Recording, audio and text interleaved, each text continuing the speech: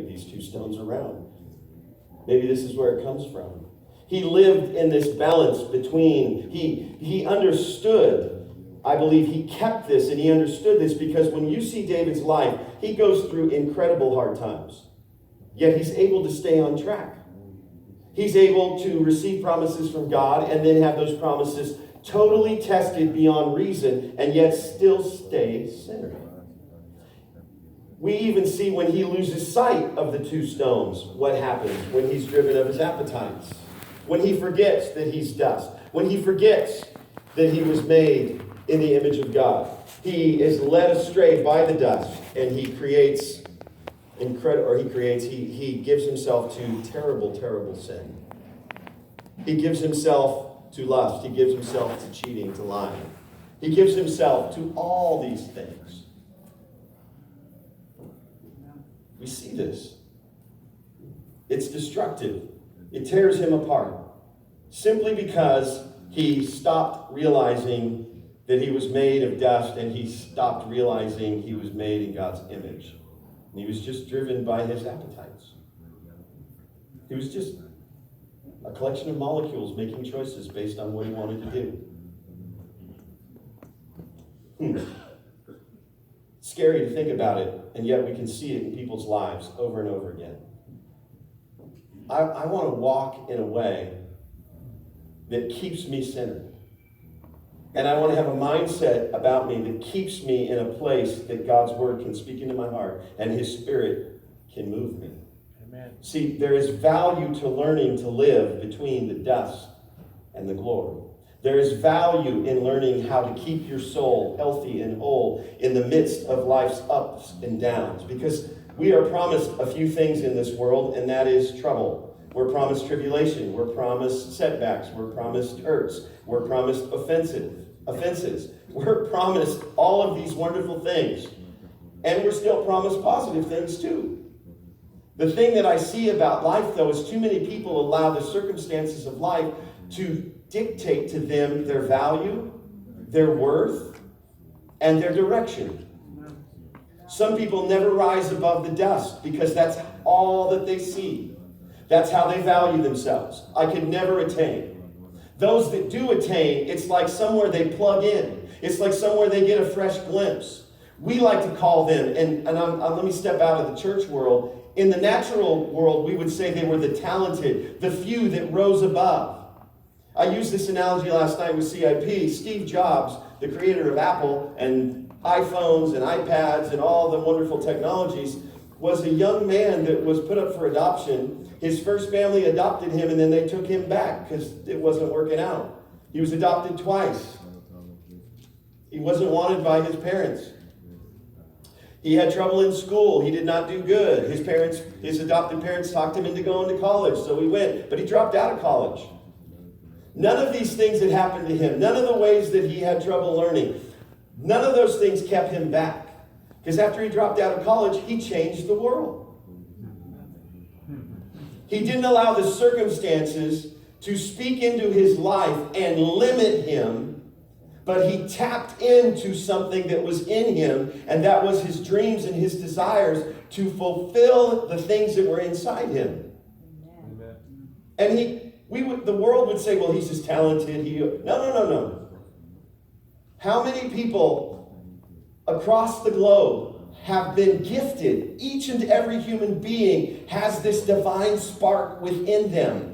Some people are able to tap into it. Some people don't know how to tap into it. Some people are able to believe it. I believe David is a unique individual because when he shows up at the battle scene, he doesn't see what everyone else sees. Everyone else sees Goliath and they think it's impossible. When David faces trouble, he looks at it from the standpoint, not that I'm going to be overtaken by the trouble, but what can I learn from the trouble and how can I go through the trouble? Not escape it, not run around it. I'm going to run to it. When he goes out to fight Goliath doesn't have to chase him around. David runs to Goliath because David's faith is bigger than Goliath. It's in God. In fact, the Bible says he did pick up 5 smooth stones. It's because Goliath had brothers. But nonetheless, David had this value and this understanding that there's more to life. And understanding the ups and the downs. I will not let the setbacks and the problems and the troubles dictate to me who I am, my value. I'm going to allow what God has put into me and what God is doing in my life to dictate my value and who I am in Him. Yeah. Now, it's such a simple lesson, but it can be hard and arduous to learn it. Because again, faith comes by hearing, but doubt and fear come by seeing. See, because life is a series of troubles and problems, I mean, can I just be real with you tonight? You're either in trouble now, or you're just coming out of trouble, or you're getting ready to go into some trouble. Amen. Amen. Amen. And isn't that life?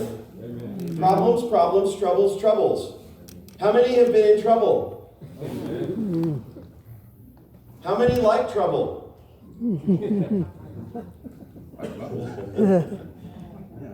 How many are in problems right now?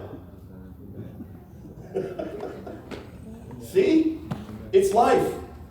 Troubles come, troubles go. I used to think that life was a series of just hills and valleys. And sometimes we're going down and sometimes we're going up. Sometimes it's dark, sometimes it's light. And life is just a series of mountaintop experiences and valley experiences. And life is up and life is down. I don't believe that anymore.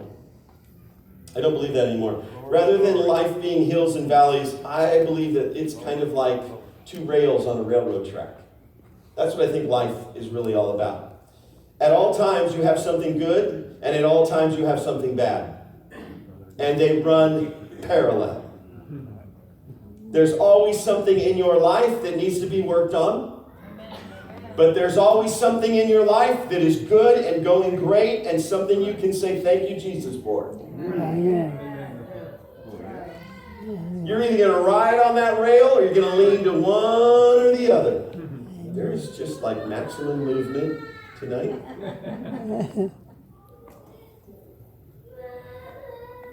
Just maximum. So, you're either going to lean to this one or to that one. It's your choice. Which one? Or can you stay in the middle and realize, yep, there's some stuff I need to work on over here, and there's some stuff I need to focus on over here. There's some stuff that's pulling me this way, and there's some stuff that's pulling me that way. What are we going to do? See, the choice, it comes back to you. We try to do our best to navigate our pain and our loss. I mean, what's our perception of life when you live like that? Well, I'm on the mountaintop now, and I'm getting ready to face the valley. I mean, some people you talk to them, all they're going to tell you is, back in the day, I used to live on the mountaintop. Made 6 figures, had 5 houses, 16 cars, everything I ever wanted. But I'm in the valley right now. Really? Is that how you associate your life to things? And things going well? Hello? I mean, we have to live in the moment. But is it all about what we have or what we don't have? Is that how we associate life? Is that our perception of life? Is life only about maximizing our pleasure and minimizing our pain? Is that all life is, being up or down?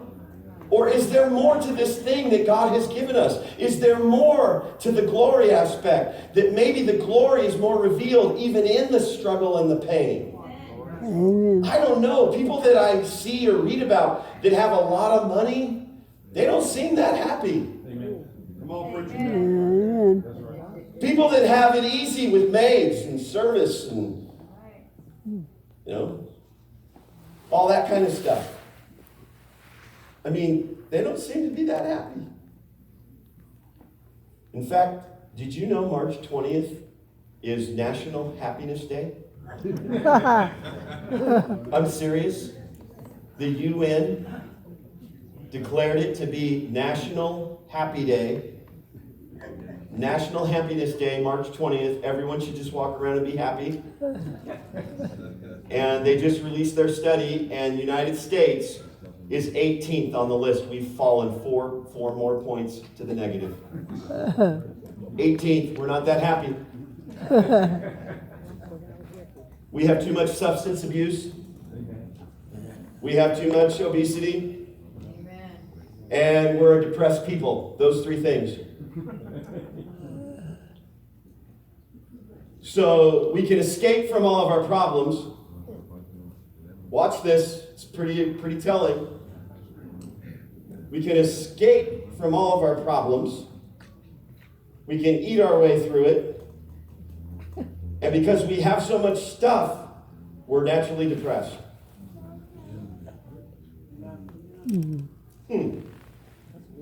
18th. How in the world did that happen? I mean, we have all of this stuff we have, yet we're still not happy. So we can escape from it by substance abuse, or we can eat our way through it, and in the end, we're just a depressed people. I mean, really? The greatest generation of Americans came out of World War II. And they did incredible things. They came back from the war, and America took off. Because every one of them had an attitude of gratitude, that they were happy to be alive, and they were thankful that World War II had ended. And their outlook on life was bright, thankful, and full of gratitude. What would happen if you started walking around reminding yourself that you're dust and everything you have, you're healthy? Thank you, God, I'm healthy. Amen. Both my eyes work. I live in America where bottled water comes in plastic little containers. I don't have to walk 6 miles to a little hole in the ground, carry 16 gallons of water back so I can cook with it after I boil it and spend all morning boiling it so I don't kill my kids from the disease that's in the water. Amen. The average American lives like a king, but yet Amen. we're depressed. See, what am I trying to say? We allow our circumstance, we allow our outlooks, we allow our troubles, we allow our problems to dictate who we are. And it fractures our soul. Because God made us as this incredible being. We live in an incredible land, and we have incredible blessings. Somewhere we got to find the balance in the middle of all the trouble and find out that, you know what, life is not just about maximizing my pleasure and minimizing my pain. If it's just about a balancing act of pleasure and pain, and whichever one is more focused that day, that's the way I'm going to lean. So it's going to affect my day if I'm worried about the bills that I made.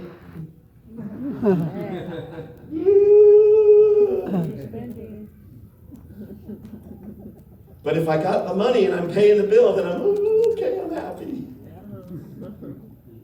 If you're in a situation like that, can I tell you something? You can work yourself out of that. How does worrying about that help it get paid anyways? No. All it does is weaken you, make you sick, weigh you down, and worry you. Amen. And slow you down. Maybe you should change your perspective. Because if it can determine what kind of day you're having, you need to get yourself some stones. Some rocks. God, I'm made for more than this. I'm dust. I got myself into this, but I know you're going to get me out. I got myself in this situation, but God, you're so good. You work it all for good. I'm going to praise you and worship you. You have brought me out before. You will not leave me in this dilemma. You will get me out. I got to just remind myself that you're bigger than my problem. Amen. See, there's more to it. What is your soul telling you? Understand your story. Understand your story. See, too many times we live from Genesis 3. Our story did not start in Genesis 3.